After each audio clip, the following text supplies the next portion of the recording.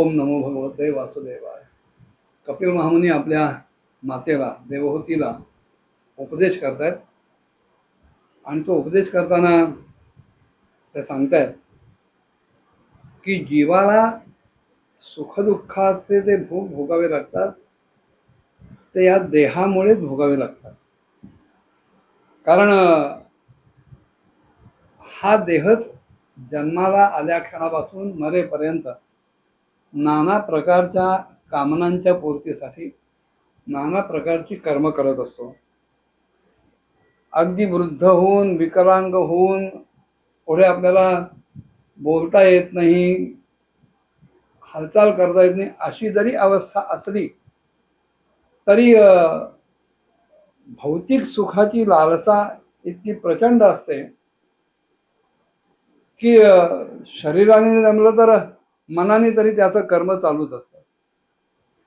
कर्म 3 प्रकारे होतात, कायिक, वाचिक आणि मानसिक.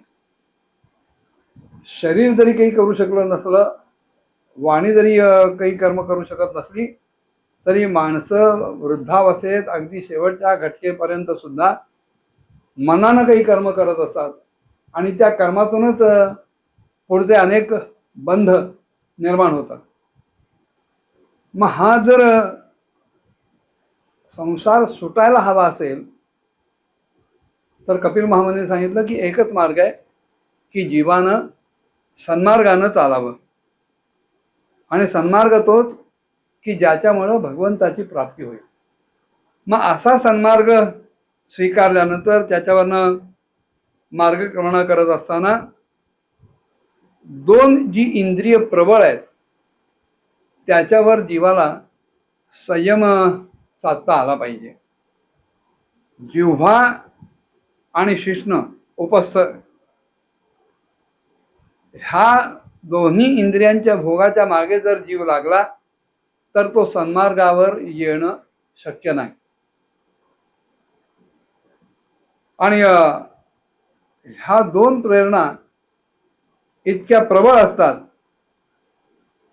की त्या सुखाच्या मागे लागता लागता त्या जीवाचा विषयी पुरुषांच्या बरोबरच संबंध येतो आणि त्यांच्यामध्ये विशेष प्रेम, विशेष आस्था निर्माण झाल्यामुळं तो त्या त्या व्यक्तींच्या प्रमाणे वागायला लागतो. आणि मग शेवटी एकच परिणाम होतो की त्याला नारकी वनीमध्ये अंधारात जावं लागतं. जिव्हा आणि शिश्न ही 2 इंद्रिय इतकी प्रबळ आहेत की त्यातून मिळणाऱ्या भोगांसाठी जीव आंतरिक पावित्र्य सुद्धा सोडून द्यायला तयार होतो. सत्य, शौच हे बाहेरचं आणि आंतरिक दोन्ही प्रकारे सांभाळता येतं. तेव्हा हे सत्य, शौच, दया, वाणीवरचा संयम, बुद्धी, धनसंपत्ती, लज्जा, यश, क्षमा, मन आणि अन्य इंद्रियांवरचा संयम हे सुद्धा घालवायला, सोडून द्यायला, त्यांचा त्याग करायला जीव सिद्ध होतो, तयार होतो. का तर शिश्न आणि जिव्हा या 2 इंद्रियांपासून मिळणारे जे भोग आहेत ते भोग भोगण्यासाठी.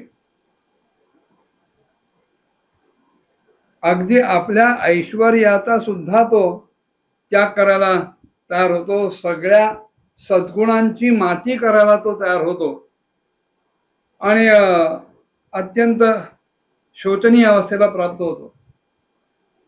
बर, जीव याचा अर्थ केवळ पुरुष जीव किंवा केवळ स्त्री जीव असं नव्हे. स्त्री आणि पुरुष दोघांच्या ठिकाणी जीव असल्यामुळे जीवाला लिंग नाही, देहाला लिंग आहे. त्यामुळे पुरुष आणि स्त्री हे दोन्ही अशा प्रकारच्या भोगांमध्ये जर व्यग्र असतील, अडकलेले असतील आणि त्या दोघांचं जर एकमेकांपासून समाधान होत नसेल तर त्यांना पुढचा जन्म तशा प्रकारचा मिळतो. समजा एखाद्या पुरुषाने आपली आई, बहीण, मैत्रीण, पत्नी, मुलगी अशा सगळ्या स्त्री वर्गातल्या नात्यांना स्वार्थासाठी जर छळलं असेल तर त्या स्त्रिया पुढच्या जन्मी पुरुष देह धारण करून ह्या जीवाला त्रास देतात. आणि तसंच स्त्रीच्या बाबतीत की जी स्त्री आपले वडील, भाऊ, परिचित, पती यांच्यापासून अपेक्षित सुख मिळवू शकत नसेल, तिला मिळत नसेल किंवा ते तिला जर त्रास देत असतील, तिथे सुद्धा उलट जन्म मिळू शकतो. आज पुरुष असलेला पुढच्या जन्मात पुरुषच राहील किंवा आज स्त्री असलेली पुढच्या जन्मात स्त्रीच राहील असा काही कुठे नियम नाहीये. मनुष्य देहात, स्त्री देहात किंवा पुरुष देहात जी जी काही ह्या दोन इंद्रियांच्या भोगांच्या मागे लागून कर्म केली असतील, कुकर्म केली असतील, अत्याचार केले असतील, अनाचार केले असतील, त्या सगळ्यांचे भोग पुढच्या जन्मात, आणि पुढचा म्हणजे केवळ लजिक पुढचा जन्म असेल असं नव्हे, पुढे केव्हाही कुठल्याही जन्मात स्त्री किंवा पुरुष देहात येऊन अलीकडच्या जन्माचं कर्म फेडावं लागतं. आणि असे स्त्री पुरुष एकमेकांना आपल्या सुखासाठीचं खेळणं बनवतात. इथे क्रीडामृग असा शब्द महर्षी व्यासाने वापरलाय. तेषु शांतेषु मूढेषु खंडितात्म स्वसाधुषु संगन्न कुर्यात शोचेषु योषित क्रीडामृगेषु च. पुरुषानं स्त्रीला आणि स्त्रीनं पुरुषांना आपल्या सुखाचं साधन बनवता कामा नये, आपलं खेळणं बनवता कामा नये. आपलं जे काही कर्तव्य असेल त्या कर्तव्यातच निस्पृह अलिप्त वृत्तीने राहिलं पाहिजे. न पेक्षा अशा अशांत आणि मूढ देहात्मदर्शीय असत पुरुषांचा संग जडून माणसं नारकी योनीला प्राप्त होतील. म्हणून देवहूतीला कपिल मामुनी सांगतायत की ज्यांना सन्मार्गाने जायचंय त्यांनी अशा अज्ञानी आसक्त भौतिक सुखांमध्येच लोळणाऱ्या असत पुरुषांचा कधीही संग करता कामा नये, सहवास करता कामा नये. कारण ह्या जीवाला अन्य कुठलाही संघ इतका बाधक ठरत नाही जितका स्त्री पुरुषांना परस्परांबद्दल वाटणाऱ्या मोहातून येणारा जो कर्मबंध आहे तो बाधक ठरतो.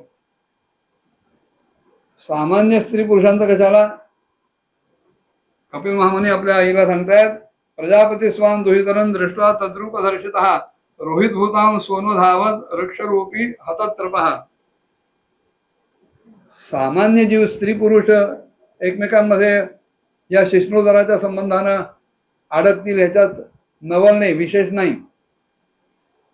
पण एकदा आपली मुलगी सरस्वती हिला बघितल्यानंतर ब्रह्मदेवांना सुद्धा तिच्या रूप लावण्यामुळं मोह निर्माण झाला.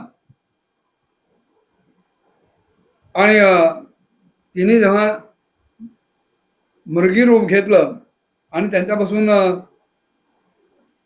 लांब जायचा प्रयत्न करत होती तेव्हा ते तिच्या मागे निर्लज्ज होऊन एखाद्या मृगासारखे धावत राहिले. ब्रह्मदेवांना वेदगर्भ असं एक विशेषण आहे. इतक्या वरच्या कोटीचा जीव सुद्धा, पवित्र जीव सुद्धा आपल्या मुलीच्या बाबतीत अशा प्रकारचं जर वर्तन करू शकत असेल तर ते सामान्य जीव आहेत, सामान्य स्त्री पुरुष आहेत, जे नाना प्रकारच्या मोहानं, विषयांच्या आकर्षणानं बांधले गेलेले आहेत. ते किती खोल दरीमध्ये जाऊन कोसळतील याची कल्पनाही करता येणार नाही. आणि ह्याच